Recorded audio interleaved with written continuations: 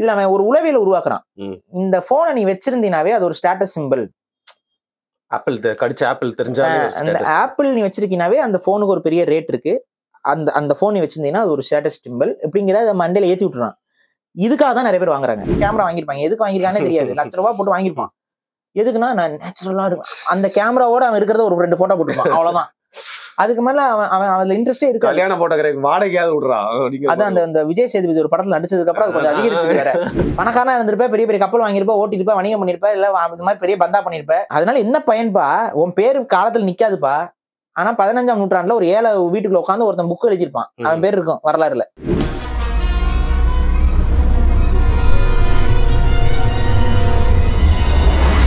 வணக்கம். வருண் டாக்ஸ்ல எனக்கு இருக்கிற கேள்விகள், நான் அதிகமா யோசிச்ச விஷயங்கள், எனக்கு அம்யூஸ் ஆகிற விஷயங்கள்லாம் டாபிக்கா வந்து வச்சுட்டே இருக்கோம். முடிஞ்ச அளவுக்கு கரண்ட் அஃபேர்ஸ்ல இருந்து தள்ளி தள்ளி போகணும்னு பாக்குறோம். ஆனா அடிக்கடி அரசியல் இழுக்கிறது. இது வந்து எனக்கு ரொம்ப சோல் சர்ச்சிங்கான ஒரு டாபிக்.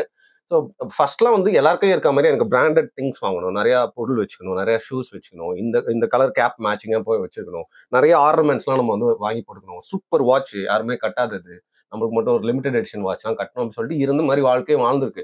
ஏதோ ஒரு டைம்ல வந்து பாத்தீங்கன்னா ஏதோ ஒரு ஞானம் அப்படின்னே வந்து சொல்லலாம், எது வாழ்க்கைக்கு தேவையில்லை அப்படிங்கிற மாதிரி கேள்வி நிறைய எழும்ப ஆரம்பிச்சிச்சு.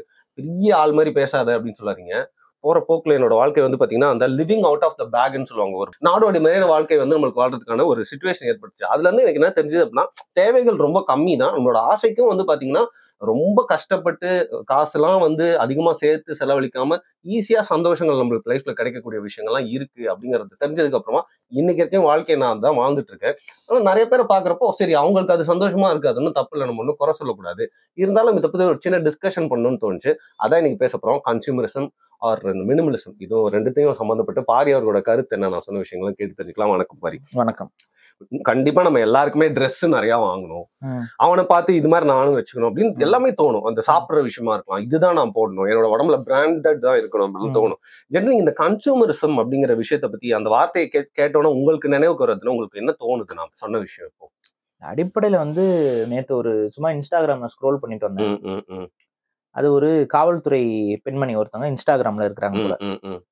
என்ன பரவாயில்லையே, காவல்துறை பெண்மணி எல்லாம் இன்ஸ்டாகிராம்ல இருக்காங்களே, என்ன அவங்க போட்டிருக்காங்கன்னு சும்மா உள்ள போய் பார்த்ததுல அவங்க என்ன போட்டிருக்காங்க, ஒரு iPhone 16 வாங்கியிருக்காங்க. சரி, லைஃப் ட்ரீம் கம்ஸ் ட்ரூ அப்படின்னு போட்டிருந்தாங்க. ஐயோ 17 வந்தாலும் ட்ரீம் போயிருமே. அதை பார்த்த உடனே எனக்கு வந்து வித்தியாசமா இருந்துச்சு. ஒரு போனுங்க அது எப்படிங்க லைஃப் ட்ரீமா இருக்க முடியும்? அப்ப யோசிக்கும் போது நமக்கு புரியுது எந்த அளவுக்கு இந்த கன்சியூமரிசம் நம்மளை வந்து உளவியலா பாதிச்சிருக்குன்னு பாருங்க. ஒரு போன் வாங்குறது நம்ம தேவைக்காக நம்ம வாங்குறோம். இப்போ ஒரு ஐபோன்னால செய்ய முடிஞ்ச அத்தனை விஷயத்தையுமே ஆண்ட்ராய்டுனாலையும் செய்ய முடியும். ஆண்ட்ராய்டும் ஓரளவுக்கு செக்யூர் தான். இவங்க சும்மா ஐபோன் வந்து செக்யூர் அதுன்னு சொல்லி சும்மா ஒரு இது பண்ணிட்டே இருப்பாங்க. அது கிட்டத்தட்ட மித்து தான். ஐபோனும் ஹேக் பண்ண முடியும், ஆண்ட்ராய்டும் ஹேக் பண்ண முடியும்.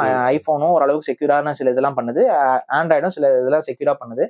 என்னன்னா ஆண்ட்ராய்டு வந்து ஓப்பன் சோர்ஸ், ஐபோன் வந்து ஓப்பன் சோர்ஸ் கிடையாது. இவ்வளவுதான் விஷயம். ஓப்பன் சோர்ஸ்ங்கிறதுனால இதுல நிறைய ஆல்டர்டு இது பண்ண முடியும், நிறைய பேர் நோண்டி எடுக்கவும் முடியும் அதை ஆண்ட்ராய்டை. இது வந்து இதுல யாரும் பெருசா நோண்டதில்ல. வெளிப்படையா சொல்ல போனா ஒரு இப்ப நீங்க ஆண்ட்ராய்டில் நீங்க யூஸ் பண்ற ஆப்ஸ் இருக்குல்ல, அதுல மிஞ்சி மிஞ்சி போனா ஒரு 10% ஆஃப் த ஆப்ஸ் தான் ஐபோன்ல உங்களால யூஸ் பண்ண முடியும். புரியுது. அந்த அளவுக்கு தான் ரெஸ்ட்ரிக்டட். அதுல எல்லாமே கம்மியா இருக்கனால ஆட்டோமேட்டிக்கா அதுல ஹேக் பண்றவனும் கம்மியா தான் இருப்பான், வாங்குறவனும் கம்மியா தான் இருப்பான். சோ இதை வச்சுக்கிட்டு வந்துட்டு இது ரொம்ப செக்யூர் அப்படிங்கறதெல்லாம் வந்து ஒரு மாயை தான். சரி, ஓகே.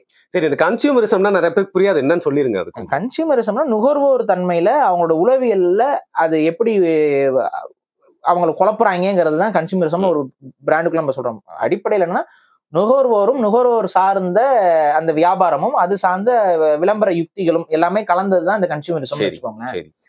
இப்ப இங்க நீங்க வாங்கக்கூடிய ஒரு ஆப்பிள் இந்த போன் எடுத்துக்கோங்க. ஏன் அது சொல்றேன்னா, அவன் அது ரொம்ப அழகா பயன்படுத்துறதுனால அந்த கன்சியூமரிசத்தை அவனோட இது ஃபுல்லா பயன்படுத்துறான். அதனால வீக்னஸ் அவன் பயன்படுத்துறான். அதுக்கு நல்ல எக்ஸாம்பிள் ஆப்பிள் போன்ஸ். இப்ப இந்த ஆப்பிள் போன்ஸை பொறுத்த வரைக்கும் அவன் வந்து பாத்தீங்கன்னா விலையை வந்து ரொம்ப பிரீமியமா வைப்பான். ஸோ அந்த விலைக்கு அது ஒர்த்தான போனானா கிடையவே கிடையாது. அது எல்லாருக்குமே தெரியும். உள்ள இருக்கக்கூடிய சிப்செட்ஸ், லோட்டோஸ் எல்லாமே சீனால தான் அவனும் பண்றான். ஆனா அவன் வந்து பாத்தீங்கன்னா மற்ற பிராண்ட்ஸ் எல்லாம் சைனீஸ் லோ ப்ராடக்ட்ஸ்ங்கிற மாதிரி இவனோட என்னமோ பெரிய இவனோட போன்ஸும் அசம்பிள் ஆகுறது சைனால தான். இவனோட எல்லாமே சைனால தான் நடக்கும். இவன் போன் வந்து வெளிநாட்டுக்கு வந்துடும், அங்க இருந்து திரும்ப இந்தியாவுக்கு அனுப்புவான். ஸோ இதுதான் அவனுடைய பிசினஸ் மாடல்னு வைங்களேன். இதுல அவன் ஒரு உளவியல் உருவாக்குறான். இந்த போனை நீ வச்சிருந்தீனாவே அது ஒரு ஸ்டேட்டஸ் சிம்பிள்.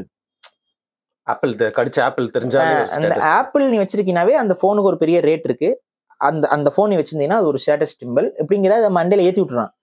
இதுக்காக தான் நிறைய பேர் வாங்குறாங்க. அந்த போன்ல இருக்க உபயோகத்துக்காகவோ இல்ல சில பேர் சொல்லுவாங்க கேமரா நல்லா இருக்குங்க அப்படின்னு. அதை விட கேமரா நல்லா இருக்க ஆண்ட்ராய்ட்ஸ் எல்லாம் இருக்கு. நிறைய பேர் வந்து நான்லாம் யூஸ் பண்ற போன்லாம் பார்த்துட்டு உங்களுக்கு கேமரா நல்லா இருக்கேன்னு ஐபோன் யூசர்ஸ் எல்லாம் வந்து கேட்பாங்க. ஏன்னா நான் வந்து கொடுக்குற காசுக்கு அது ஒர்த்தான்னு பார்த்தா எந்த பொருளுமே எடுப்பேன். நிறைய பேர் என்ன பண்ணுவாங்கன்னா ஆப்பிள் வாங்கிட்டாவே ஒரு பிராண்டு. நானும் சொல்றேன் ஆப்பிள் போன்ஸ்லயும் சம்டைம்ஸ் சில மாடல்ஸ் எப்பயாவது வந்து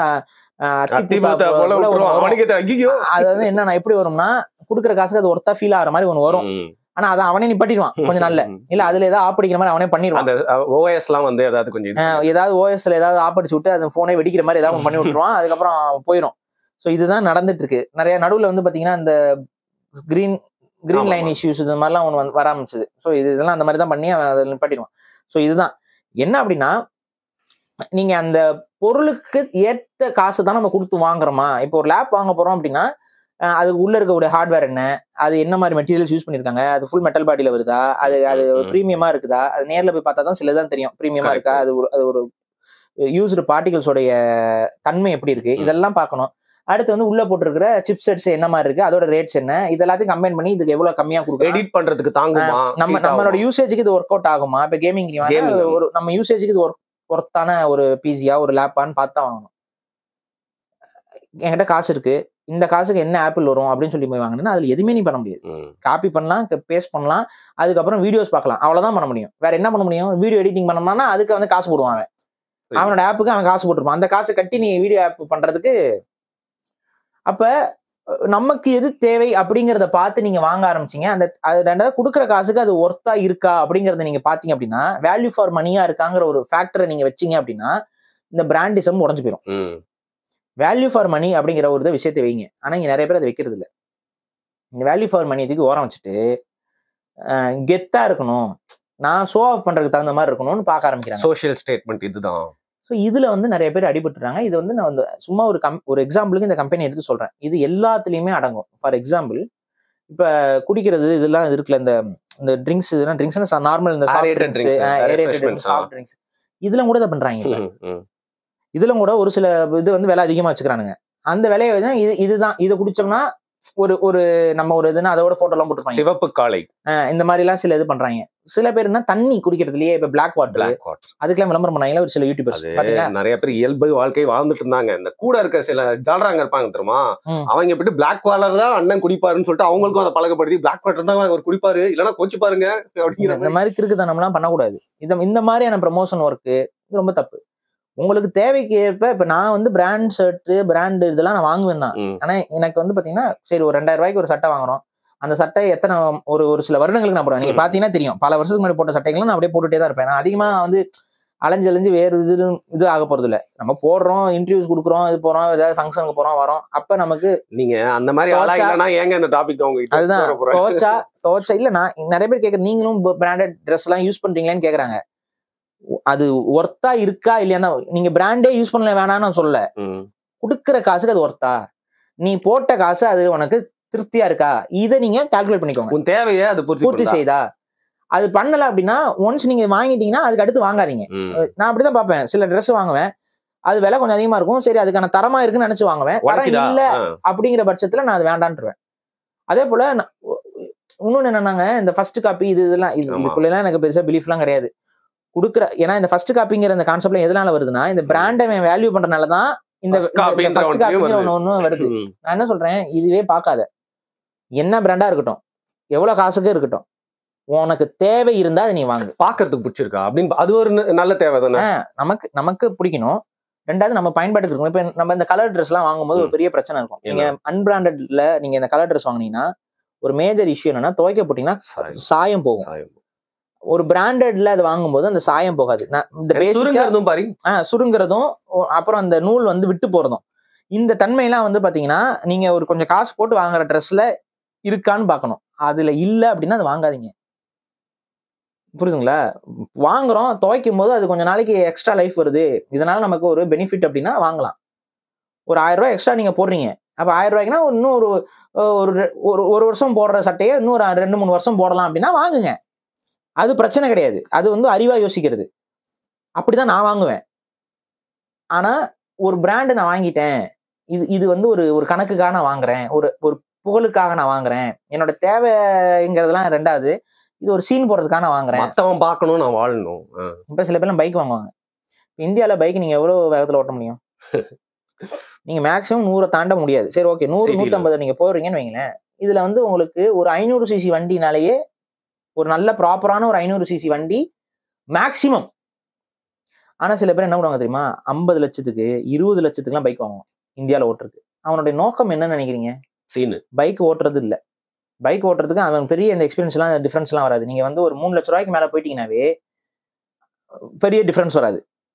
அதுக்கப்புறமும் டிஃபரன்ஸ் வரும். அந்த டிஃபரன்ஸ் வந்து இட்ஸ் இல்லீகல். நீங்க வந்து 1500 சிசி பைக் வாங்கி நீங்க 300ல போனீங்க அப்படின்னா போகும் அது. ஆனா இட்ஸ் இல்லீகல். நீ ரோட்ல ஓட்டுனா அது கிரைம். அந்த கிரைம் நான் பண்றதுக்கு நீ வாங்குறியா? அது நீ சொல்லவே முடியாது. ஆனா நீ எதுக்கு நீ வாங்குறன்னா சீன் போடுறதுக்கு. காருக்கும் இது பொருந்தும். இப்ப ஒரு 7 சீட்டர் நம்ம தேவைக்கு ஒரு 7 சீட்டரோ ஒரு 8 சீட்டரோ இல்ல நமக்கு தகுந்த மாதிரி நம்ம குடும்பம் பெரிய குடும்பம்னா 8 சீட்டர் ஓகே தாராளம். சில பேர் என்ன பண்ணுவாங்க சின்ன வண்டியா இருக்கும். அதுல வந்து பாத்தீங்கன்னா 2 பேர் தான் உட்கார முடியும். இந்த மாதிரி வண்டி எல்லாம் இத போய் 50 லட்சத்துக்கு வாங்குவான். எதுக்குடா? சீன் போடுறது தான், வேற ஒண்ணும் இல்ல. ஏன் இதுதான் வந்து இந்த கன்சியூமரிசம் அப்படிங்கறதுல நம்ம பேச வேண்டிய இதுல என்னன்னா அட் தி எண்ட் உன் காசு நீ வாங்குற அது வேற. அதுல நம்ம ஒன்னும் பெருசா நம்ம என்ன ப்ரோ உட்கார்ந்துட்டு எதுக்கு வாழ்றீங்க, எதுக்கு அதை மூச்சு விடுறீங்க, மூச்சை ஸ்டாப் பண்ணுங்க, செலவை குறைங்க, மிச்சம் பண்ணுங்க ஒருத்தர் சொல்ல. பட் ஆனா இது வந்து ஒர்த்லெஸ். உன்னுடைய காசை வந்து நீங்க வேற மாதிரி ஆக்கப்பூர்வமா நீயே பயன்படுத்தலாம். 2 பேர் வாங்குற காரை நீ இவ்வளவு காசு கொடுத்து வாங்கின அப்படின்னா அது தேவையில்லாது. அதுக்கு நீ அதே காசை கொடுத்து நீ ஒரு 8 பேர் வாங்கின அப்படின்னா என்னைக்காவது உன்னால உனக்கு பயன்படும். ஒரு டக்குன்னு ஒரு அவசரத்துக்கு நிறைய பேர் கூட்டு போனோம் இல்ல யாராவதுன்னா அதுல போக முடியாது, வர முடியாது. இது சும்மா சீனுக்காக அடுத்தவன் உன்னை ரெஸ்பெக்ட் பண்ணுவான் அப்படிங்கிற ஒரு கான்செப்டுக்காக தான் நீ வச்சிருக்க. இதுக்காக நீ வாங்கி ரெஸ்பெக்ட் வேணும்னா அந்த ரெஸ்பெக்ட் ஓ மேல வராது, பணத்து மேலதான் வரும். கரெக்ட். அதுக்கான நீ செலவழிச்ச பணத்து மேலதான் இவ்வளவு ரேட்டு அப்படின்னு. வா எவ்வளவு பெரிய கார்ல வராரு, மானகட்ட பையன், இதை வேணா சம்பாரிச்சா இருப்பேன் திருடிப்பேன் அப்படிதான் சொல்லுவாங்க. நம்ம சில பொலிட்டீஷியன்ஸ் எல்லாம் பெரிய பெரிய கார்ல எல்லாம் வராமல பாக்குறோம்ல, இந்த பெரிய பெரிய ஹம்மர்ல வராங்க சில பேர்லாம். நம்ம வந்து இவங்க மூட்டை சுமந்து சம்பாரிச்சாருன்னு சொல்லி புகழ்றோமா? அதை பார்த்துட்டு கார் நல்லா இருக்கு ஆனா உள்ள உட்காந்துருக்கான் பாரு ஒண்ணுக்காகாதவன் அப்படிதான் சொல்லுவோம். எத்தனை வாட்டி சிக்னல் எனக்கு அப்படி தோன்றது தெரியுமா? ரொம்ப நேரம் நிக்க வச்சானு அப்படிதான் திட்டுவேன் மனசுல. சோ இதுதான் மக்களுடைய பார்வையா இருக்கும். உன்னுடைய காசுக்கு தாங்க மதிப்பு வருமே ஒழிய அந்த காருக்கு மதிப்பு இருக்குமே ஒழிய அந்த காரை நீ வாங்கியிருக்கேங்கிறனால உன் மேல அந்த மதிப்பு என்னைக்குமே வராது. ஆனா உன் மேல உண்மையாவே மக்களுக்கு மதிப்பு வரணும் அப்படின்னா நீ அது தகுந்த மாதிரி நீ வாழ்ந்து காட்டினு ஒரு பெரிய சாதனையாளராகவோ இல்ல மக்களுக்கு நிறைய நல்லது செய்யறவனாகவோ இல்ல உன்னுடைய வெற்றியினால மக்கள் பயன்படுறது மாதிரியான விஷயங்கள் நீ செஞ்சினாவோ அப்பதான் மக்களுக்கு உன் மேல ஒரு தனிப்பட்ட நபர் அப்படிங்கிற மேல உன் மேல மரியாதையே வரும். அது இல்லாத வரைக்கும் உன்னை யாருக்குமே தெரியாது. அதனாலதான் 15ஆம் நூற்றாண்டோட பெரிய பணக்காரன் எவனுக்கும் தெரியாது. 14ஆம் நூற்றாண்டோட பெரிய பணக்காரன் ஒரு எவ்வளவும் தெரியாது. ஏதாவது தெரியுமா? 10ஆம் நூற்றாண்டோட பெரிய பணக்காரன் எவனுக்கும் தெரியாது. இருந்துட்டு போ, வரலாறுலயே பதிவாக மாட்டேன். இருந்திருப்ப, பணக்காரனா இருந்திருப்ப, பெரிய பெரிய கப்பல் வாங்கியிருப்ப, ஓட்டிருப்ப, வணிகம் பண்ணிருப்ப, இல்ல இந்த மாதிரி பெரிய பந்தா பண்ணிருப்ப. அதனால என்ன பயன்பா? உன் பேரு காலத்துல நிக்காதுப்பா. ஆனா 15ஆம் நூற்றாண்டுல ஒரு ஏழை வீட்டுக்குள்ள உட்காந்து ஒருத்தன் புக் எழுதிருப்பான், அவன் பேர் இருக்கும் வரலாறுல. இப்போ நிறைய பாகிஸ்தான்ல எல்லாம் புலி வளர்த்துட்டு இருப்பாங்களே, எவ்வளவு பேர் வளர்க்குறாங்க. தன் வாழ்க்கையில யாரு புலிய மாதிரி செயல்பட்டாங்களோ வீரத்தோட அவங்கதான் கெத்தா இருப்பாங்களே ஒழிய நீ புலி நான் வளர்த்திருக்கேன், சிங்கத்தை வளர்த்திருக்கேன் இல்ல பாரி. நிறைய பேர் என்கிட்ட கேட்பாங்க, நீங்க பைக் வச்சுக்காம ஸ்கூட்டர் வச்சுக்க, பைக் வச்சுக்க. நீங்க யூரோப்ல நிறைய பாத்துருப்பீங்க, அவங்க எல்லாருமே எப்பயும் ஸ்கூட்டருக்கு மாறி போயிட்டாங்க. சிட்டில இருக்கவங்க சைக்கிள்ல தான் இருக்காங்க, சைக்கிள்ல தான் இருக்காங்க. நிறைய பேர் வந்து அந்த ஒரு எலக்ட்ரிக்ல நின்னுட்டே போற மாதிரி ஒரு பைக் ஒண்ணு இருக்கு, அதுதான் ஓட்டிட்டு இருந்தாங்க, நாங்க பார்த்தோம். அது சீனுக்கு என்னன்னா பைக் நிறைய நாள் ஓட்டண்டா, இன்னைக்கு கிளச்சு புச்சு கடுப்பாவுதுரா. அது மட்டும் இல்லாம நிறைய செலவு வைக்குது. எனக்கு தேவைக்கு இந்த ஸ்கூட்டர் போதும், சீட்டு உள்ள பூந்துக்கின்னு போயினே இருக்கலாம். அந்த பர்பஸ் நினைக்காம அது நிறைய பேர் நீங்க சொல்ற மாதிரி பாரு பெரிய பைக் வாங்கி இந்த டிராபிக்ல வந்து அவங்களால திருப்பவும் முடியல, கால் திணறுது. ஏன் அப்படின்ற ஒரு கேள்விதான் இருந்தது. என்ன பொறுத்த வரைக்கும் என்னன்னா அவங்க தேவைக்கு அவங்க அதை வாங்கிக்கிட்டா போதுமானது. இப்ப சில பேருக்கு வந்து பைக்ல கொஞ்சம் லாங் டிரைவ் போகணும், அந்த மாதிரி க்ரூசிங் மைண்ட் செட் இருக்கும். அப்ப அதுக்கு தகுந்த மாதிரி ஒரு பைக் வாங்கிட்டீங்கன்னா அதை நம்ம தப்பு சொல்லல, குறை சொல்லல. இந்த எக்ஸ்ட்ரா தேவையில்லாம காசை போட்டு ஒரு பொருளை கொண்டு போய் முடக்குறதுங்கிறது அது உங்களுக்கு அந்த பயனற்று தான் போகும். அதனால உங்களுக்கு எந்த வித நன்மையும் ஏற்படாது. அதனால உங்களுக்கு ஒரு புகழ் பேர் வரும்னு நீங்க நினைக்கிறீங்க, அது வந்து ரொம்ப டெம்பரவரி. ரொம்ப டெம்பரவரி. அதுக்காக நீங்க வந்து வேலை செய்யாதீங்க, அதுக்காக யோசிக்காதீங்க. இது பேசிக்கா வந்து எதுக்கு நான் சொல்றேன் அப்படின்னா, பெண்களுக்கும் சரி ஆண்களுக்கும் சரி இன்னைக்கு அந்த பிராண்ட் பேஸ்டான அந்த விஷயம் சில பேர்லாம் வந்து பாத்தீங்கன்னா எனக்குலாம் அந்த எண்ணமே இல்லை. நான் வந்து ஒரு பிராண்டட்ல போய் நான் ஒரு ஷூ எடுக்கிறேன் அப்படின்னா ஒரு அதுக்கான ஒர்த் அன்னைக்கே நம்ம போகணும் ஞாபகம் இருக்கா? உள்ள போறதுக்கு ஒரு செப்பல் வாங்குறதுக்கு ஒரு கடையில நார்வே போறதுக்கு போனோம். நமக்கு ஒரு இது பிடிச்சது. ஆனா ஓவரா அநியாயத்துக்கு ரேட்டு கொடுத்தாங்கறதுனால முதலையா ஆமா அது வாங்காம இருக்கிறதுலே அதுலயே கம்மியான ரேட்ல ஒன்னதான் வாங்கிட்டு வந்துட்டோம். அதுவுமே வந்து ஒர்த்து கிடையாது. ஆனா வேற வழி இல்லாம புலம்பிட்டே வாங்குனீங்க. ஆமா இது என்னங்க இது இவ்வளவு அநியாய விலையா இருக்குன்னு சொல்லிட்டு நம்ம வேற வழி இல்லாம வாங்கணும். அது அந்த அவசரத்துல வாங்குறதுனால நடந்த பிரச்சனை. அது ஆக்சுவலா ஆர்டர் பண்ணி வாங்கிதான் இன்னும் கம்மியான ரேட்டுக்கு கிடைச்சிருக்கும். பட் நம்ம அவசரத்துல அதை வாங்கணும். இந்த மாதிரி ஏதாவது 1-2 டைம் தவறுறது அது வேற. ஆனா இதுதான் வாங்கணும், இது நம்ம வாங்கித்தான் ஆகணும். நம்ம ஆக்சுவலா வந்துட்டு அதை வாங்க போறதுக்கு முன்னாடி நம்ம எங்க போனோம்? வேற ஒரு கடையில போயிட்டு ஒரு சாதாரண செப்பல் பார்த்தா அது ரொம்ப மட்டமா இருந்துச்சுங்கிறனாலதான் அடுத்து வேற ஒரு கடைக்கு போய் சால்வ் பண்ணாது. சோ நம்ம தேவைக்கு. ஆனா இப்ப நம்ம அதை வாங்கியிருக்கோம்ல, குறைஞ்சது 4 வருஷம் நான் யூஸ் பண்ணிடுவேன். புரியுதுங்களா? அது 4 வருஷத்துக்கு நான் யூஸ் பண்ணிடுவேன். அப்ப அது ஓகே. நீங்க ஒரு பொருள் வாங்குறீங்க, அதை லைஃப் அதிகமா நீங்க யூஸ் பண்றீங்க அப்படின்னா நீங்க தாராளமா வாங்கிக்கோங்க. இல்ல சில பேர்லாம் வாங்குவாங்க உடனே வாங்குவாங்க. இப்ப இந்த ஐபோன் வாங்குறேன் நான் வந்து இல்லைங்க ஐபோனுக்கு வந்து ரொம்ப நாள் லைஃப் வருங்க. அது உண்மைதான். மத்த போன்ஸை விட ஐபோனோட லைஃப் கொஞ்சம் அதிகமா ரீசேல் வேல்யூ இருக்கும். இதுக்காக நான் வாங்குறேன் அப்படின்னா அதை வாங்கிக்கோங்க. ஆனா அதை நீங்க யூஸ் பண்றீங்க பாருங்க, அது வந்து ஒரு 5 வருஷம். எனக்கு என் தம்பி ஒருத்தர் இருக்கான், 10 வருஷமா வச்சிட்டு இருக்காங்க ஒரு போனை. ஒரு ஐபோனை 10 வருஷமா வச்சிருக்கான். அந்த ஐபோன் 4 ஒன்று சின்னதா இருக்கும், அது இன்னைக்கு வரைக்கும் வச்சிருக்கான். நீ மாத்தியேன்டா அப்படின்னா இல்ல நான் அந்த 10 வருஷம் முடிச்சுட்டு தான் மாத்துவேங்கிறான். அப்படி இருக்கு. அப்படி யூஸ் பண்ணினா அது ஓகே ஓகே ஐபோன் வாங்கினதுக்கு அது நல்லா யூஸ் பண்ணிட்டப்பா அப்படின்னு சொல்லலாம். ஆனா நீ அப்படி வாங்குறது இல்லை. ஐபோன் 16க்கு லைஃப் ட்ரீம் சால்வ்டு அப்படிம்ப. அடுத்து வந்து அவன் ஐபோன் 17 ஒண்ணு போடுவான், லைஃபே மாறிடும். அடுத்து நீ அதை தேடி ஓடுவ. ஏன் செகண்ட் ஹேண்ட் மார்க்கெட் இருக்குன்னு இப்ப புரியுதா? இதை விற்பாங்க, அடுத்து அதை வாங்குறதுக்கு ஒருத்தர் பெரிய ஒரு செயின்ல செம்மையா பிளான் பண்ணிருக்கானுங்க நம்மளுக்கு. சோ இந்த மாதிரியான விஷயங்களை போய் மாட்டிக்காதீங்க. ஒரு போன் நம்ம வாங்குறோமா நம்ம யூசேஜுக்கு. இப்ப எனக்குமே நான் போன் ஒரு அளவுக்கு ஒரு ஸ்டாண்டர்டான போன்ஸ் தான் வாங்குவேன். ஏன்னா நம்ம வீடியோஸ் நிறைய பாக்குறோம், டக்குன்னு ஒரு இதை எடிட் பண்ணி போடுற மாதிரி இருக்கும், போஸ்ட் நிறைய பார்ப்போம். நிறைய என்னோட வாட்ஸ்அப் மெசேஜ் தாங்கிறதுக்கே ஒரு பெரிய போன் வேணும். புரியுது. ஃபைல்ஸ் இது பண்றதுக்கு வாட்ஸ்அப் என்னோட போன்ல வர மாதிரி வாட்ஸ்அப்ல மித்தவங்களுக்கு இருக்குமானே எனக்கு தெரியல. ஏன்னா ஒரு நாளைக்கு 2000 மெசேஜ் உள்ள வந்துட்டு போயிட்டு இருக்கும். இப்படிதான் போயிட்டு இருக்கேன் வாட்ஸ்அப். அதுல குரூப் இதெல்லாம் நீங்க கணக்கு பண்ணீங்க அப்படின்னா வந்து ஒரு 2 நாளா விட்டு உள்ள போய் பாத்தீங்க அப்படின்னா ஒரு 5000-10,000 மெசேஜஸ் போயிருக்கும். வாழ்க்கை மலருக்கு இன்ட்ரெஸ்டே போயிரும். அவ்வளவு பேர் இதுல தனிப்பட்ட இண்டிவிஜுவல் மெசேஜஸ் ஒன்று இருக்கும், குரூப் மெசேஜஸ் ஒன்று இருக்கும், அதுல டேக் மெசேஜஸ் இருக்கும். என் மெசேஜ் எல்லாம் நீங்க பார்க்கவே மாட்டீங்க. ஆமா இதுல நீங்க வேற நடுவுல வந்து ப்ரோ நான் இன்னைக்கு வரல ப்ரோன்னு வேற போட்டு வச்சிருப்பீங்க. நான் அதை கவனிக்காம வந்துட்டு நான் காலையில போன் அடிச்சுட்டு இருப்பேன். உங்களுக்கு இவ்வளவு பிரச்சனை இருக்கு. அதெல்லாம் தாங்குறதுக்கு ஒரு மொபைல் வேணும் அப்படிங்கறதுனால சாதாரண மொபைல்ல போட்டு ஹேங் ஆயிருங்க. வாட்ஸ்அப் ஓபன் பண்ணா ஹேங் ஆயிரும். அப்போ ஒரு அளவுக்கு நல்ல பெர்ஃபார்மன்ஸ் இருக்க மொபைல் நான் அந்த ப்ராசஸர்லாம் பார்த்து இருக்கிறதுலே அந்த ப்ராசஸருக்கு எவன் கம்மியாக கொடுக்குறான் ரிவ்யூ போய் பார்ப்பேன். புலம்பி தள்ளியிருந்தாங்கன்னா வேண்டான்ட்டு போயிடுவேன். ஓரளவுக்கு பரவாயில்ல கொடுக்குற காசுக்கு ஒர்த்து அந்த வேல்யூ ஃபார் மணிங்கிற அந்த டேக் வந்துச்சுன்னா மட்டும்தான் நான் ஒரு மொபைல் வாங்கலாம் இல்லை டிசைடே பண்ணுவேன். இந்த மாதிரி டிசைட் பண்ணி நீங்கள் வாங்குனீங்கன்னா ஏமாற மாட்டீங்க. ஆனால் ஏமாற மாட்டீங்க. ரெண்டாவது கம்பெனிஸும் உங்களை ஏமாத்துறதுக்கு முயற்சி வைக்காது. இவங்க மக்கள் வந்து வேல்யூ ஃபார் மணின்னு பார்க்குறாங்க, அப்போ நம்ம குறைஞ்ச அளவுல தரமான ப்ராடக்டா கொடுக்கணும் அப்படின்னு சொல்லி நினைப்பான். ஆனா இன்னைக்கு மக்கள் அந்த பார்வையில இல்ல. சரி இந்த பிராண்ட்ல வாங்கிட்டா நமக்கு எல்லாமே கரெக்டா இருக்கணும் அப்படி ஒண்ணு இல்ல. ஒரு பாப்புலரான பிராண்ட்ல இருந்தா நீங்க ஒரு போன் வச்சிருந்தீங்க, ஞாபகம் இருக்கா? ஆமா ஆமா. அந்த போன்ல கோடு விழுந்துச்சு.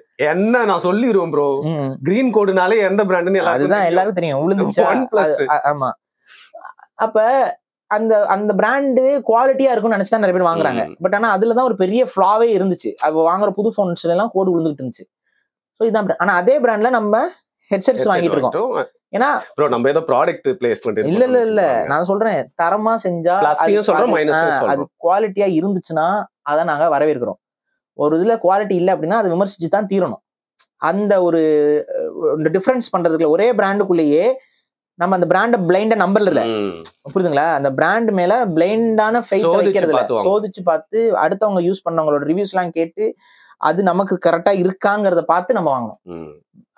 அதுதான் கரெக்டா இருக்கும். கிரீன் லைன் மட்டும் இல்ல, கடைசியில எனக்கு பிங்க் ப்ளூ எல்லாமே வந்துச்சு. அப்புறம் போயிட்டு அவங்க சர்வீஸ் சென்டர்ல பார்த்தா ஊரே அங்கதான் உட்காந்துருக்கு. அவன் காஃபி மிஷின் வச்சிருக்கான், ஃப்ரீ காஃபி. டேய் ஃப்ரீ காஃபி வேணாடா போன். ஆனா நீங்க சொன்ன அதே நார்வேல சொல்ல மறந்தேன், நார்வேல எல்லா கடையிலயும் ஃப்ரீ காஃபிங்க. அது இந்த தண்ணி காஃபி ஃப்ரீயா கொடுக்குறாங்க. எல்லா கடையும் சொல்ல முடியாது, ஒரு சில அந்த மாதிரி நடிச்சுக்கிட்டு இருக்கேன். சரி, ஆனா தண்ணி காஃபி அந்த காஃபி நீங்க குடிக்கிறது அப்படியா? சரி, ஓகே, ஃபைன், கொடுங்க. ஆனா ஓசில தான் கிடைக்கும், அதுதான் நம்ம குடிக்க முடியும். 3 வருஷமா செங்கல்பட்டு கூட தாண்டலங்க. பால் காஃபி நார்வே எதுக்கு எடுத்தாலும் நார்வேன்னு சொல்லிட்டே இருக்க, நார்வேல அப்படிங்கிறது. ரைட். இப்போ நீங்க எடுத்தோன்னா ஆனா முக்கியமான விஷயத்த வச்சு சொல்லிட்டீங்க, போனு, அது ஐபோனு. ஏன்னா இன்னைக்கு நம்ம எல்லாருமே ரிலேட் பண்ணிக்கூடிய விஷயம் கன்சூமரிசம்ல போன் தான். சரி, அதுக்கப்புறம் தான் இந்த கேட்ஜெட்ஸ் எல்லாமே வருது. இந்த உணவை பத்தி சொல்லுங்க. இப்போ ரீசெண்டா நிறைய போஸ்ட் பாக்குறேன், 10,000 ரூபாய் பிரேக்ஃபாஸ்ட். என்ன ரொம்ப தப்பான மேட்டர் ப்ரோ அது? இல்ல, சில ஸ்டார் ஹோட்டல்ஸ்ல வந்து இவங்களோட வீக்னஸ் வந்து யூஸ் பண்ண ஆரம்பிச்சிட்டாங்க. ஏன்னா அந்த ஸ்டார் ஹோட்டல்ஸ்ல வந்து பாத்தீங்கன்னா முன்னாடி மேல வருமானம் கிடையாது. ஏன்னா ஒரு காலத்துல வந்து ஸ்டார் ஹோட்டல்ஸோடைய தரம்ங்கிறது ரொம்ப அதிகமா இருக்கும். சரி, நார்மல் ஹோட்டல்ஸோட தரம் ரொம்ப கீழே கிடந்துச்சு. இன்னைக்கு வந்து இந்த ஹைஜீன் அது இதெல்லாம் பாக்கறனால இப்ப நீங்க நார்மல் ஹோட்டல்ஸோட தரமே ஓரளவுக்கு அந்த ஸ்டார் ஹோட்டல் அளவுக்கு வரலைனாலும் ஓரளவுக்கு வந்துருச்சு, டீசெண்டா இருக்கு. இப்ப டீசெண்டா 2000 ரூபாய்க்கு ரூம் எடுத்துட்டு போய் தங்குறவன் தங்கிட்டு போயிருவான். ஸ்டார் ஹோட்டல்ல ஒரு ரூம் ரேட்ஸ் எல்லாம் உங்களுக்கே தெரியும், அபவ் 8,000. சென்னையிலே 8,000 ரூபாய்க்கு கம்மியா ஸ்டார் ஹோட்டல்ல ரூம் கிடைக்காது. இருக்கு, அது அந்த சீசன்ல சில நேரங்கள்ல வீக் டேஸ்ல எல்லாம் வந்து 6,000 பிளஸ்ல வரும். பட் நீங்க ஸ்டார் ஹோட்டல்ல ரூம் எடுக்கணும்னா 8,000 ரூபாய் மினிமம் இருக்குன்னு வைங்களேன், சின்ன ரூமுக்கு. இப்ப இந்த ஹோட்டல்ஸ் எல்லாம் எப்பவுமே எம்டியா தான் கிடக்குது நிறைய. ஏன்னா நிறைய பேர் வந்து ஸ்டார் ஹோட்டல்ல வந்து நம்ம 5 ஸ்டார் ஹோட்டல் எடுக்கிறதுக்கு பதிலா ஒரு 2 ஸ்டார் போயிட்டு எல்லாம் போயிடுறாங்க. அப்ப இவங்களுக்கு எல்லாம் வந்து என்ன பிசினஸ் வந்து எப்படி ரன் பண்றது? ரெண்டாவது இந்த ஸ்டார் ஹோட்டல்ல இந்த சாப்பாடு எல்லாம் அநியாய ரேட், கம்மி ரேட்டுக்கு கொடுக்கவே மாட்டாங்க. பிரியாணின்னா 2,000 ரூபாய்மா, அப்புறம் இட்லிலாம் பாத்தீங்கன்னா 600 ரூபாய்மா, டாக்ஸ் கொடூரமா. அதான் இதெல்லாம் போட்டு தண்ணி பில்ல வந்து 700 ரூபான்னு போட்டு போடுவான், புரியுதுங்களா? தண்ணி பாட்டில் 700 ரூபான்னு போட்டு பில்லு போட்ட கணக்கெல்லாம் இருக்குது. இந்த ரேட்ல தான் அவன் சாப்பாடு வித்துட்டு இருக்கான். இப்ப இவங்க என்ன பண்றாங்க, நிறைய பேருக்கு இந்த ஸ்டார் ஹோட்டல்ங்கிறது ஒரு வைப். இப்ப அவங்க என்ன பண்றாங்க, நடுவுல இந்த இன்ஃபுளுசர்ஸ் எல்லாம் கூப்பிட்டு இந்த ஸ்டார் ஹோட்டல்ல வந்து சாப்பிட்டு போற மாதிரி கொஞ்சம் பண்ணுங்க. சரி, இவங்க போயிட்டு அந்த ஸ்டார் ஹோட்டல்ல ஓசில போய் சாப்பிட்டு ப்ரமோஷன் போட்டு விட்டுருது. ஆஹா ஓஹோ சூப்பரா இருக்குங்க, லக்ஸுரியஸா ஒரு நாள் மட்டும் சாப்பிட்டு போனாலும் திருப்திங்க, இது எல்லா நாளும் சாப்பிட முடியாதுங்க, பட் ஒரு நாள் அந்த எக்ஸ்பீரியன்ஸுங்க அப்படி இப்படின்னு போயிடும். என்ன ஒரு மயிறு எக்ஸ்பீரியன்ஸ் கிடையாது. அது என்னன்னா ஒரு பெரிய லக்ஸுரியான ஒரு இடத்துல நீங்க போயிருக்கீங்க. இது எங்க இருந்து வருது? இன்ஃபீரியாரிட்டி காம்ப்ளெக்ஸ்ல இருந்து வருது. நம்ம சின்னவங்க அங்க போனாதான் நம்ம பெரிய ஆளு. ஆமா, இன்ஃபீரியாரிட்டி காம்ப்ளெக்ஸ்ல இருந்து தான் இது வருது. நீங்க ஒரு ஸ்டார் ஹோட்டல்ல போனீங்கன்னா யாரும் தடுக்க போறது இல்ல. நீங்க நீட்டா ட்ரெஸ் பண்ணிட்டு போனீங்கன்னா விட்டுருவாங்க. நீங்க உள்ள போயிட்டு நீங்க தாராளமா உட்காந்து லாபில வந்து மணிக்கணக்கா உட்காந்து போன் பேசிட்டு நீங்க வாட்டு கிளம்பலாம். நீங்க யாரு என்னெல்லாம் கேட்கவே மாட்டான். ஏன்னா சப்போஸ் அவன் கேட்க போய் அவன் மினிஸ்டரா இருக்கலாம், மினிஸ்டர் பையனா இருக்கலாம், எவனுக்கு எதுவும் தெரியாது. அதனால கொஞ்சம் நீட்டா ட்ரெஸ் பண்ணிட்டு போனீங்கன்னாவே அவன் உள்ள விட்டுருவான். ட்ரெஸ்ஸிங் தான் பார்ப்பான். ஆள் பாதி ஆடை பாதிங்கிறது அந்த ஸ்டார் ஹோட்டல்ல தான் ஒர்க் அவுட் ஆகும். ஸோ அதுக்குள்ள போயிட்டு வர்றது ஒரு பெரிய விஷயமே கிடையாது. நிறைய அந்த சந்திப்புகள் இதெல்லாமே கொஞ்சம் ஸ்டார் ஹோட்டல்ல எல்லாம் தாராளமா நடக்கும். போயிட்டு லாபில உட்காந்து பேசிட்டுலாம் வருவாங்க, இதெல்லாம் நடக்கும். ஆனா நம்ம மக்களுக்கு என்னன்னா ஸ்டார் ஹோட்டல்லாம் ஏதோ பெரிய. ஸோ இப்போ அங்க வந்து ஒரு 10,000 ரூபாய் கட்டி ஒரு ரிசர்வேஷன் போட்டு நம்ம உள்ள போய் ஒரு நாள் சாப்பிட்டோம்னா அது ஒரு பெரிய ஒரு விஷயம் அப்படிங்கிற மாதிரி ஒரு உளவியலை உருவாக்கிக்கிட்டு அங்க போறாங்க. சரி, அவன் 10,000 ரூபாய்க்கு சோறு போட்டானா பரவாயில்லைங்க. சரி, 10,000 ரூபாய்க்கு அவன் ஒரு 5,000 ரூபாய்க்கு அவன் சாப்பாடு போட்டானா, சரி ஒரு 2,000 ரூபாய்க்கு அவன் சாப்பாடு போட்டான் கூட பரவாயில்ல. 10,000 ரூபாய்க்கு போயிட்டு அவன் ஒரு எலுமிச்சம்பளத்தை எடுத்து அது சரி ஒரு பேரிச்சம்பளத்தை எடுத்து அந்த பேரிச்சம்பளத்து மேல சாக்லேட்டை ஊத்தி அதுக்கு மேல ஒரு செடி அப்படி அழகா வந்து இதாங்க டெசர்ட் நீட்டுறான். அதை பார்த்துட்டு இப்படி எலுமிச்சம்பளத்தை எடுத்து வா அப்படின்னு சொல்லி நீ சாப்பிடுற. இதுதான் எனக்கு ஏத்துக்க முடியலங்கிறேன். கொடுக்குற காசுக்கு கொஞ்ச நாச்சும் ஒர்த்தா இருக்கணும்ல. இது எவ்வளவு ஒரு கேப் இருக்கு பாருங்க. ஆனா அந்த கேப் வந்து உன்னோட அறியாமையினால உன்னோட இன்ஃபீரியாரிட்டி காம்ப்ளெக்ஸ்னால நீ போய் வேஸ்ட் பண்ற. இதை எவனோ ஒருத்தன் ப்ரமோஷன் பண்ணிட்டு போயிடுறான். இது மாதிரி ஏமாறாதீங்க. நீங்க ஒரு பஃபட் போறீங்களா, 2,000 ரூபாய் கொடுக்குறீங்களா, போட்டு அடிச்சு சாப்பிடுறீங்களா? ஆனா இன்னும் நான் சொல்றேன், சென்னையில எந்த பஃபட்டுமே இப்ப நல்லா இல்ல. ஏன் நல்லா இல்ல? எல்லாம் ஏமாத்துறாங்க. நல்லா இருந்துச்சு, பட் இப்போ தர ஆரம்பத்துல நல்லா இருந்துச்சு. ஆரம்பத்துல நானுமே பஃபட் சாப்பிட்டுருக்கேன். ஏன்னா நமக்கு சரி ஒரு ஏதாவது விருந்து வைக்கிறோம், ஒரு 2,000 எல்லா விதமான உணவும் நல்லா சாப்பிடலாம், வயிறு முட்டை சாப்பிடலாம் அப்படிங்கிற ஒரு கான்செப்ட்ல அது ஓகேன்னு சொல்லிட்டு நாங்களாம் போயிருக்கோம். ஆனா இப்பெல்லாம் போனா அது மாதிரி நல்லா இல்ல. குடுக்குற காசு ஒர்த்தா இல்ல. ரிசர்வேஷன் வேற அவனுக்கு ஃபர்ஸ்ட் நான் ஓபனா சொல்றேன், தனியா போயிட்டு நீங்க ஆர்டர் பண்ணி சாப்பிட்டீங்கன்னா நல்லா இருக்கு. ஒவ்வொரு தனித்தனியா டிஷ்ஷஸ் சாப்பிட்டீங்கன்னா கூட நிறைய சாப்பிட்ட ஃபீல் வந்துருது. இந்த பஃபட்ல போய் சாப்பிட்டா வயிறு ஃபுல் ஆகல. ஏன்னா அதுக்கு தகுந்த மாதிரி பண்றான், வேணும்ட்டே ரொம்ப மட்டமாக்கிட்டான். குவாலிட்டியும் சரியில்லை, டேஸ்ட்டும் முன்னாடி மாதிரிலாம் இல்ல. ஆரம்பத்துல நீங்க இது ஓப்பனா சொல்றேன், எந்த பார்பிக்யூமே நல்லா இல்ல. நீங்க வேணா இப்ப நீங்க டெஸ்ட் பண்ணி பாருங்க, நீங்க போயிட்டு ரிக்ரெட் பண்ணுவீங்க. ஏன்னா இப்போ ஒரு இங்க சென்னையில எல்லாம் வந்து பாத்தீங்கன்னா ஒரு பிளேட்டுக்கு வந்து பாத்தீங்கன்னா கிட்டத்தட்ட 900 to 1000 இருக்கும்னு வைங்களேன். சில இது கொஞ்சம் ஹையர் லெவல்ல இருக்குது, 1200 இருக்கும். நீங்க என்ன வேணாலும் கொடுத்துட்டு போய் பாருங்க, சென்னையில இருக்கக்கூடிய எந்த விதமான பஃபட் பார்பிக்யூவும் நல்லாவே இல்லை, உங்களுக்கு ஒர்த்தாவே ஃபீல் ஆகாது. அங்க டெசர்ட்ஸ்லயும் முன்னாடி மாதிரிலாம் மல்டிபிள் ஆப்ஷன்ஸ் இல்ல, ரொம்ப கம்மியா வைக்கிறாங்க, நிறைய பேர் கூட்டம் வரும்போது அது காணாம போயிருது, ஃபில் பண்ணவே மாட்டேங்கிறான். ரைட்டு. அதே போல ஸ்டார்டர்ஸ் வந்து முன்னாடிலாம் ஸ்டார்டர்ஸ் எவ்வளவு நாள் நீங்க சாப்பிட்டே இருக்கலாம் வந்து வச்சுட்டு இருப்பான், இப்ப வரதே இல்ல. மூஞ்சி காட்டுறானுங்க. மூஞ்சி காட்டல, வரதே இல்ல. வந்தா தானே நீ கேட்ப, வரதே இல்ல. அந்த ஃப்ரீக்வன்சி கம்மி பண்ணிட்டான். இது அவங்களோட டெக்னிக். இப்ப நீங்க வந்து இந்த லெக் பீஸ் வாங்குவாங்க, அந்த இந்த ஹனி சிக்கன் எல்லாம் இருக்கும், அதெல்லாம் நிறைய சாப்பிட்டா போய்கிட்டே இருக்கும்ல. அதெல்லாம் முன்னாடி எல்லாம் வந்து பாத்தீங்கன்னா வந்துகிட்டே இருப்பான், நம்ம வாங்கிட்டே இருப்போம். அப்படிதான் இருந்துச்சு. இப்ப எப்படி இருக்குன்னா, அவன் வந்து 2 முறை தான் வருவான். 3வது முறை நீங்க கூப்பிட்டு அவனை வர வச்சு கேட்கணும். 4வது முறை அவன் ஏரியாவே இருக்க மாட்டான், அவன் ஊர் பிடிச்சி திருச்சி போயிடுவான். அப்படிதான் இருக்கும். ஆமா, இருக்கவே மாட்டாங்க, எவனுமே இருக்க மாட்டாங்க, யாரை கூப்பிடுவீங்க? சோ இப்படிதான் இருக்குது. அப்ப எல்லாமே வந்து பாத்தீங்கன்னா நம்மள எல்லாருமே ஏமாத்துறாங்க அப்படிங்கிற மாதிரி தான் இருக்கு. யாரை நம்புறதே தெரியல, தாசனாங்கிற மாதிரி தான் இருக்கு. சோ புரிஞ்சுக்கோங்க, தயவு செஞ்சு இந்த இதுக்குள்ள போய் மாட்டாதீங்க. சரி, குடுக்குற காசுக்கு ஒர்த்தா இருக்கா? அது எந்த ஹோட்டலா இருந்தாலும் சரி, எந்த உணவா இருந்தாலும் சரி. இப்ப இந்த நைட் எல்லாம் உட்காந்து சாப்பிடுறாங்களா, அது பேர் டாபாவா? டாபா இல்லைங்க, அது நம்ம இப்ப ஏதோ புதுசா இந்த ஃபுட் சென்டரா ஏதோ என்னமோ சாப்பாடு எல்லாம் என்னென்னமோ இந்த கார்னர் எல்லாம் சொல்றாங்களே, வெறும் சாப்பாடு கடையா இருக்கும், நைட்டு போயிட்டு அங்க கூட அண்ணா நகர்ல இந்த மாதிரி ஃபுட் ஸ்ட்ரீட்ஸ். ஃபுட் ஸ்ட்ரீட்ஸ் இதுல எல்லாம் வந்து பாத்தீங்கன்னா ஆக்சுவலா ஓரளவுக்கு இப்போ ஒர்த்தா இருக்கு. அப்படியே சொல்றீங்க? ஆமா, ஓரளவுக்கு ஒர்த்தா இருக்கு, குடுக்குற காசுக்கு ஓகே. ஆனா அதுவும் கொஞ்ச நாள் தான் அப்படியே கொஞ்சம் இங்க இதுதான் நடக்குது. இங்க ஆரம்பத்துல இந்த மக்களை உள்ள வர வைக்கிறதுக்கு, ஒரு ரெகுலர் கஸ்டமர்ஸ் உருவா வர வைக்கிறதுக்கு நீங்க இந்த வேலையை பண்றாங்க. அதுக்கப்புறம் அப்படியே விலையை அதிகரிக்கிறது, இது பண்றது, அப்புறம் வந்து அது வேல்யூ ஃபார் மணியா இருக்கிறது. நான் தான் சொல்றேன், வேல்யூ ஃபார் மணிங்கிற அந்த இதை மனசுல வைங்க. குடுக்குற காசுக்கு ஒர்த்தா இருக்கா அப்படின்னு யோசிச்சுட்டு ஒரு விஷயத்த பண்ணுங்க. அது கரெக்டா இருந்துச்சுன்னா அந்த கடைக்கு திரும்ப போய் சாப்பிடுங்க, அது பண்ணுங்க. அதே போல ஒரு புடவை எடுக்கிறீங்கன்னா அது குடுக்குற காசுக்கு ஒர்த்தா இருக்கா? அது இல்ல அப்படிங்கிற பட்சத்துல அதெல்லாம் வாங்காதீங்க. ட்ரெஸ்ல இருந்து எல்லாமே, ட்ரெஸ், நீங்க யூஸ் பண்ற ஷூ, ஸ்லிப்பர்ஸ், வாட்சஸ், எல்லாத்துக்குமே நான் சொல்றேன். இப்போ நார்மலா ஒரு ஸ்ட்ராப் வாட்ச் இருக்கும், அது வந்து பாத்தீங்கன்னா டிஜிட்டல் வாட்சா இருக்கும், ஸ்ட்ராப் வாட்சா இருக்கும். அது எவ்வளவு விலைன்னு கேட்டீங்கன்னா 50,000 போட்டு வச்சிருக்காங்க. எதுக்கு இது கேட்டா பிராண்டுமா, அது கட்டி இருக்கிறது கீழே இருக்கும், அதாம்மா, அது வாங்கவே வாங்காதீங்க அந்த மாதிரிலாம். ஆனா அதுக்கே வந்து ஒரு மெட்டல்ல ஒரு வாட்ச் இருக்கு, அது ஒரு 10,000 இருக்குன்னா அது ஓகே, வேல்யூ ஃபார் மணில அது ஒர்த்து. சரி 10,000 வாட்ச் நம்ம ஒரு 10 வருஷத்துக்கு யூஸ் பண்ணலாம்னு சொல்லிட்டு வாங்கிட்டு வாங்க. அப்ப நீங்க வருஷத்துக்கு ஒரு 1000 வாட்ச் கட்டின கணக்கு தான், ஆனா 10 வருஷத்துக்கு தாங்கும். அந்த மாதிரி வாட்சா பார்த்து வாங்க. சரி, இந்த நேரத்தில் நான் இதை பயன்படுத்தி ஒரு உண்மையை சொல்லிக்கிறேன் பாரி. சரி, ஸ்கிரீன்ல இது மட்டும் தானே தெரிய போகுது அப்படின்னு சொல்லிட்டு ரொம்ப நாள் ஓடாத வாட்ச் தான் பாரி நான் கட்டியிருக்கேன். சும்மா ஒரு அவ்வளவுதான் பாரி, போன்ல இருக்கு டைம். நீங்க ஒரு நாள் ஒரு கொஞ்ச நாளைக்கு ஓட்ட கண்ணாடி போட்டுட்டு ஏமாத்திட்டு அதையே நிறைய பேர் கண்டுபிடிக்காது. யாரோட ஹேர் பேண்ட் எங்க இருந்து வந்துச்சுனே தெரியல. இது மட்டும் தான் 50 ரூபா கொடுத்து வாங்கியிருக்கேன். சும்மா சொல்றேன் பாருங்க, அது ஏதோ ஒரு பொண்ணு தலையில போட்டு ஹேர் பேண்ட் தான். ஆமாங்க, நானே ஒத்துக்கிறேங்க. அதுதான் இங்கே புடிங்கிட்டு வந்திருக்காரு. சும்மா கோல் மூட்டி என்ன மாட்டி விடுறீங்களே பாரு.